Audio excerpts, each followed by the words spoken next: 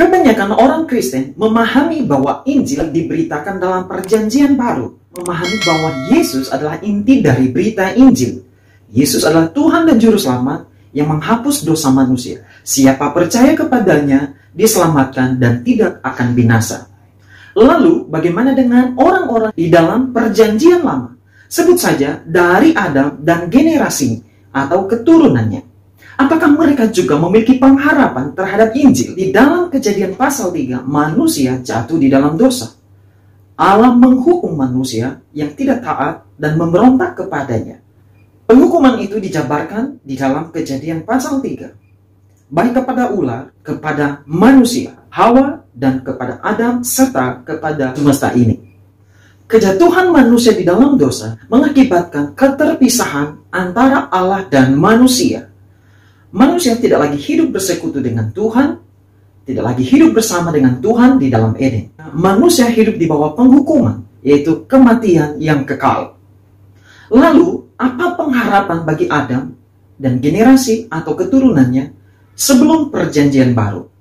Tuhan berfirman di dalam Kejadian pasal 3 ayat 15. Berbunyi demikian, Aku akan mengadakan permusuhan antara engkau dan perempuan ini, antara keturunanmu dan keturunannya. Keturunannya akan meremukkan kepalamu, dan engkau akan meremukkan tumitnya. Inilah berita Injil pertama di dalam Perjanjian Lama. Disebut dengan proto-evangelium. Pernyataan Allah yang pertama bahwa akan ada karya penebusan yang dikerjakan dari pihak Allah untuk menyelamatkan manusia dari dosa. Lalu, Adam mendengarkan daripada berita ini. Apakah Adam percaya?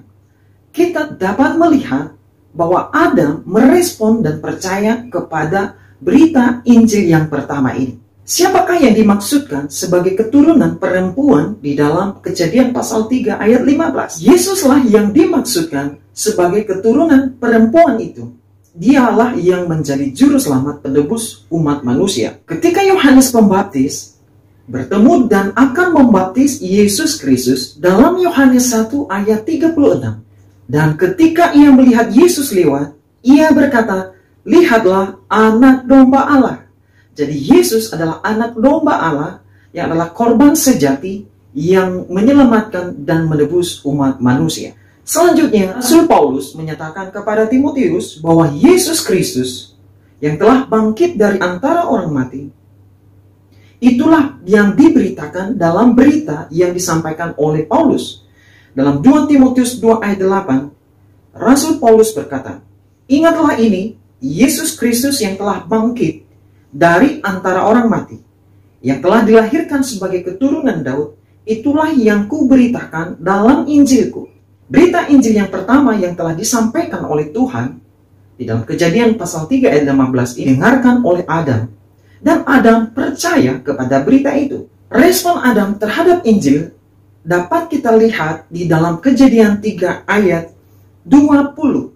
Setelah Adam mendengarkan berita pengharapan bahwa ada keturunan perempuan di masa akan datang, maka Adam memberikan nama kepada perempuan yang diberikan Tuhan itu kepadanya dengan sebutan Hawa. Hawa artinya adalah ibu dari segala yang hidup. Sebelumnya, Adam mendengarkan penghukuman dari Tuhan. Namun, setelah Adam mendengarkan Injil yang pertama, Adam merespon dan dia percaya bahwa keturunan perempuan akan datang, seseorang yang akan menyelamatkan umat manusia. Respon Adam dengan memberikan nama Hawa kepada perempuan atau kepada istrinya menyatakan kepercayaan Adam terhadap berita pengharapan di dalam Kejadian 3 ayat 15. Dan pemberian nama Hawa juga menandakan pertobatan daripada Adam yang percaya kepada firman Allah yang barusan ia dengar. Tidak hanya sampai di situ saja. Adam selanjutnya selama 930 tahun dan sepanjang umur kehidupannya, Adam tampil sebagai pengkhotbah bagi generasinya.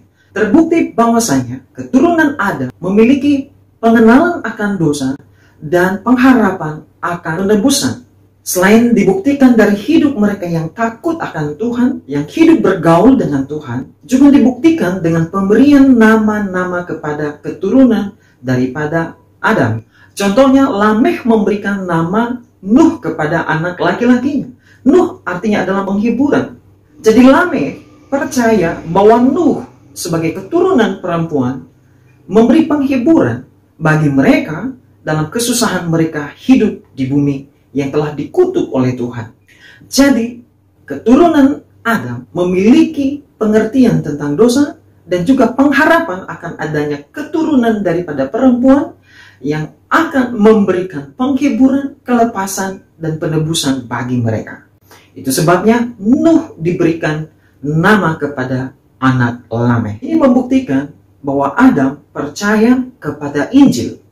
Yang mendengarkan Injil yang pertama yang disebut dengan proto-evangelium, kemudian ia bertobat dan kepercayaannya, imannya dengan dibuktikan melalui tindakan-tindakan daripada Adam. Pertama, ia memberikan nama Hawa kepada istrinya, yang artinya adalah ibu dari segala yang hidup. Yang tadinya ia mendengar ada penghukuman, yaitu kematian, sekarang ia berharap ada kehidupan lewat keturunan Adam. Kemudian ia juga memberitakan pengharapan itu kepada keturunannya.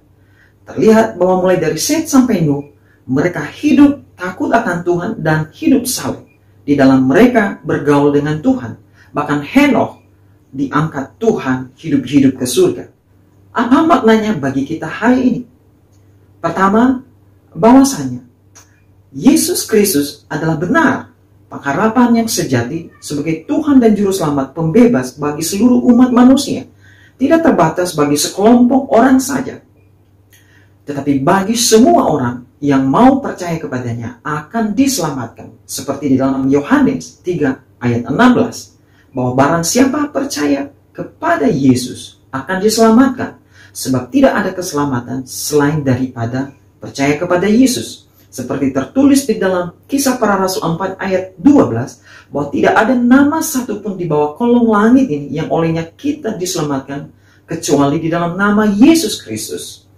Makanya, oleh karena itu, tetaplah percaya kepada Yesus Kristus dan beritakanlah Injil kepada sebanyak mungkin orang, agar orang-orang mendengarkan pengharapan di dalam kehidupan mereka yang penuh dengan pergumulan, bahwasanya ada kehidupan kekal yang diberikan oleh Allah melalui Yesus Kristus. Kemudian, juga pelajaran bagi kita hari ini. Pertobatan dibuktikan dengan perubahan sikap dan tindakan. Seperti dicontohkan oleh Adam, yang memberikan nama Hawa kepada perempuan yang ada di sampingnya.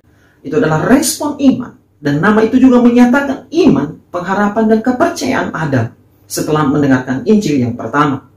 Tidak hanya itu saja, dari Adam juga kita belajar, ia menjadi pengkhotbah lintas generasi pada zaman purbakala untuk keturunannya. Sehingga dari Set sampai Nuh, bahwa mereka adalah orang-orang yang takut akan Tuhan dan hidup diperkenan oleh Tuhan. Bahkan di dalam riwayat garis keturunan Yesus Kristus sendiri, nama Set hingga Nuh disebutkan. Artinya, garis keturunan Adam yang mendengarkan Injil, berita pengharapan itu dipakai Tuhan untuk menggenapi daripada pengharapan yang sudah disampaikan sejak dahulu kala di dalam perjanjian lama. Maka bagi kita hari ini, kita juga wajib untuk terus memberitakan berita pengharapan ini dari generasi ke generasi. Orang tua memberitakan kepada anak-anaknya, dan anak-anak kemudian memberitakan kepada anak-anaknya selanjutnya. Dan tidak hanya itu saja, kita juga dipanggil untuk memberitakannya sampai ke ujung bumi. Biarlah berita Injil merupakan berita kabar baik yang terus kita gemakan di tengah-tengah pergumulan dunia saat ini. Tuhan Yesus memberkati.